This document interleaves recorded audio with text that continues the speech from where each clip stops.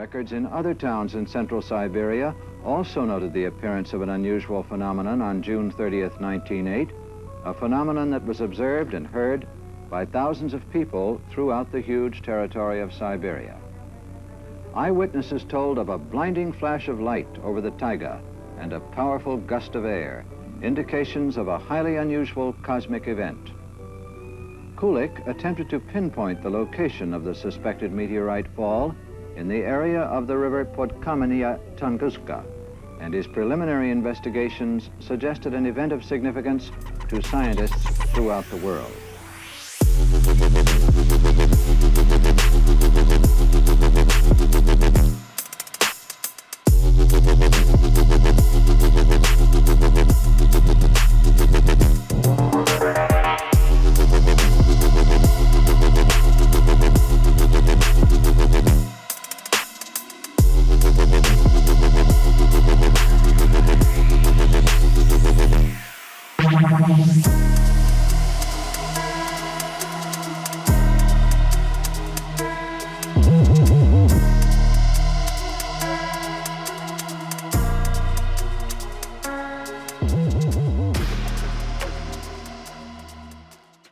Greetings and welcome to Ancient Library. This is the Tunguska Event and why it's still unsolved. Obviously in this video we're going to talk about the Tunguska Event. It's an updated synopsis and a rather wild explanation derived from UFO literature at the end. At first we start more grounded, talking about the countless expeditions and general scientific data. And exact is that point where we start. Data and expeditions. Happened on June 30th, 1908 in Russia and Siberia, in the area of the Tunguska River. That's why it's called the Tunguska Event. And it was a mid-air explosion, an alleged cosmic event.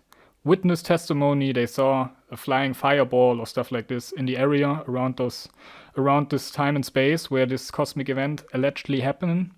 And yeah, the explosion was determined 10 to 15 megatons at first, but later in 2019 there was a paper coming out saying it was 20 to 30 megatons TNT. It's like a significant difference. So this is like the first point of all of this data where you can see that it's changing over the years. And that's like the crux of this video.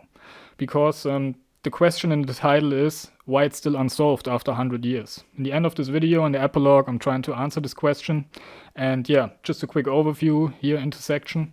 At first we talk about the general scientific data, then we talk about more recent studies and theories, then we talk about the current scientific meta explanation, what scientists right now think this is the cause for this event, then we talk about another rather wild theory, and then in the epilogue I'm trying to give my conclusive thoughts on all of this stuff regarding this unique event happened more than 100 years ago. So I said 10 to 15 megatons was the first declaration of the strength of the explosion. That's already 100,000, like 1,000 times stronger than the Hiroshima bomb. And yeah, later it was even determined way higher. So you can see it was a massive, massive energy explosion. So it was not a small Chelyabinsk type meteor. If you know, I think in 2013 there was a small meteor hitting Russia. And this was like a clear case because yeah, they found the meteor and yeah, it was a clear case at this point. But let's get back to the actual cause of the video. So in 1921, a Russian scientist called Leonid Kulik was engaging in different expeditions. I think the first time they reached this area was in 1921 because yeah, it was like more than 100 years ago. It's a big rural area. And they need to find it. And I think that was like World War I, so it was a pretty tough time at this point. He was doing expeditions in 1921, 1927, in the 1960s, and after this as well. So he was pretty busy on this spot. But still, until today, I'm pretty sure they don't know what it really was. But I give you some scientific data right here. It killed 80 million trees in the space of 2,150 square kilometers in a vast butterfly pattern. And there was no crater to be found. It was just a circular, I think it was 8 kilometer in diameter, a circle where the earth was scorched and there are no trees. So I guess everything in this point in this section was fully destructed. So I'm going to show some pictures about the butterfly pattern and about the circular area. So you can see this was no normal meteor impact. So I think we go to the next section. and as the more recent studies and theories. In the 1990s, they were conducting more expeditions in the early 2000s, and in 2013, there was a steady income of new papers, new scientific papers, and I'm trying to give you a perspective on the timeline here. Early in the scientific explanation, they thought it was a meteor. So the first guess was a meteor. It was pretty clear, but until they reached there, they said, okay, there was no impact crater, so it can't be a meteor. There were like a meteor shower around the Earth at that time, the Beta Taurids, so that would, it got the right timing at this point. But then, after they found no crater, they thought it was a disintegrating comet. Like a comet is not out of rock, it's made of dust and ice, so if it hits the atmosphere, it slowly disintegrates. And the theory was it disintegrating even faster, and then, like everything disintegrates in like 10 kilometers high and giving up the explosion, so this was the scientific explanation at this point. Of course, there were other wild claims, like oil field explosion, volcano eruption, or even like antimatter explosions, totally out there explanation. And we can prove it. Some people thought it was like a man-made bomb or something. So a lot of wild explanations were out there. So we go to the next section, the current scientific explanation. So in 2013, more data came in from the already mentioned Chelyabinsk meteor. So they can like compare the stuff and see there was no chance this was a meteor, like a normal meteor. So there was like an iron core thesis. This is like they thought it was an asteroid, but he was contained not of stone, but it was iron, and he was like melting in the atmosphere. So it was hitting the atmosphere, melting. This is like generating heat and energy and speed for the celestial body, for the asteroid in this situation. And they said it was accelerating, then hitting a point in the lower atmosphere where it's like giving up some energy bursts, and then it was so fast that it bounced out of Earth's atmosphere out and is now in space, floating around and got a certain orbit. So this is like the current explanation of these things. Okay, so we went to the most possible or scientific explanations, and I told you the current explanation, like a meteor with an iron core glancing off the Earth's atmosphere, and on a side mission the thing explodes and creates total destruction. If something hit a city or a big city at this time, it would be a huge disaster. And now we're going to enter the special section with special material from a huge and highly controversial UFO case. A rather wild explanation, but it contains a message with a good moral, in my opinion. So I want to read it in this video. Okay, so now get ready for the quick story segment. Less than 1130 Earth years ago, 3 races capable of space travel from far galaxies of this universe dispatched their expedition ships and advanced to the Earth. They explored this world with small scout craft and also made contact with priestly Earth humans secretly and unrecognized in order not to spread terror and angst. They heard and learned from the Earth humans the insanity of their ideologies and religions, and suddenly they believed themselves to be disadvantaged and falsely led in their own philosophy of creation and in their own evolution of consciousness and spirit.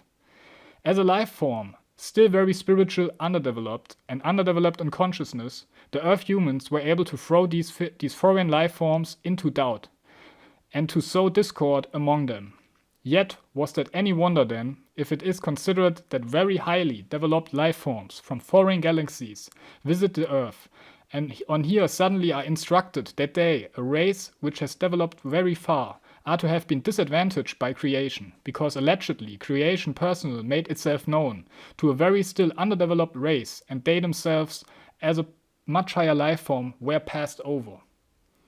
Where was the blame to be found here? That creation created its only begotten Son and transferred him to Earth, to a poor, underdeveloped people, and did not create this only begotten Son for the much higher developed life forms.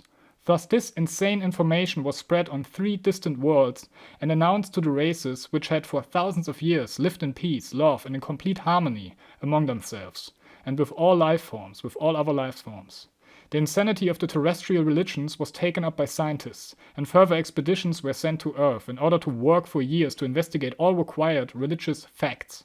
After the return of these expeditions, it was concluded, after exact clarification, that all peoples would be instructed according to the terrestrial Christian religion. And indeed, in all matters, this was a fatal error, because within only 11 years, this peaceful humankind from a distant planet, having previously lived under only by the creational laws, changed itself into the faith-based Christian image of the Earth human. At first, fights and discord originated only in the narrowest circles. Then, however, everything expanded very quickly and it came to public unrest. Already the life forms soon murdered each other, until everything degenerated into a malicious worldwide war. Finally, encroachments into the two other worlds resulted, one of which was then destroyed. Different spacefaring races became attentive to that, and finally intervened and forcefully terminated the deadly discord, which had already slowly carried itself into the entire solar system. The terrestrial religions brought there through the expeditions and the destruction releasing Christianity were strictly forbidden to any life forms. All existing religious material was destroyed, and the old way of life again became the highest law. Any advance and any further visit to Earth was forbidden, and a decree was even issued that if unexpectedly a ship would stray onto Earth and no further possibilities of progress could be found, the entire crew, together with the ship, must totally eliminate itself. This actually happened. Also then soon happened according to the decree of this regulation, when a huge spaceship, still in terrestrial area, was not able to free itself anymore from Earth, where it had lain hidden for several months with severe technical damage in the country which you call Russia. The ship was able to lift itself up only a few hundred meters and then sank down again. In accordance with the regulation that no spaceships and so forth were allowed to approach the Earth anymore, all outside assistance was also impossible.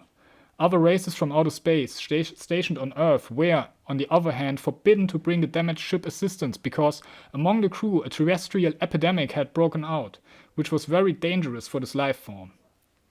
In the knowledge that they could anticipate no more help at all, they designed an enormous bomb from the foundation stones of life that you call atoms, forced the ship as far as possible up into the sky and then let it simply fall. Like an enormous comet, it fell towards the Earth, and before it could strike the Earth, at a few hundred meters high, the atomic bomb was ignited. An enormous explosion tore up the ship and the crew, turned everything to dust and destroyed the landscape. From everything, only a giant crater remained, which was erroneously called a meteor crater by your scientists. More than 4,300 life forms of extraterrestrial origin were destroyed during this gigantic destruction, which only leads back to the terrestrial Christian cult, because the actual reason for this destruction was the insanity of this terrestrial religion. Okay, there you have it, guys. A very out there explanation with a very well thought story. Even if this is fictional, I think it's a very interesting story at this point. And of course, we got no proof, we got no stuff to prove this, but yeah, we're gonna switch to the epilogue now and close out the video, and I'll give you my conclusive thoughts about the stuff. So if we put this wild story to the side for a moment, I think it's still remarkable how less we, the humans, know about the universe, and especially about space and cosmic events.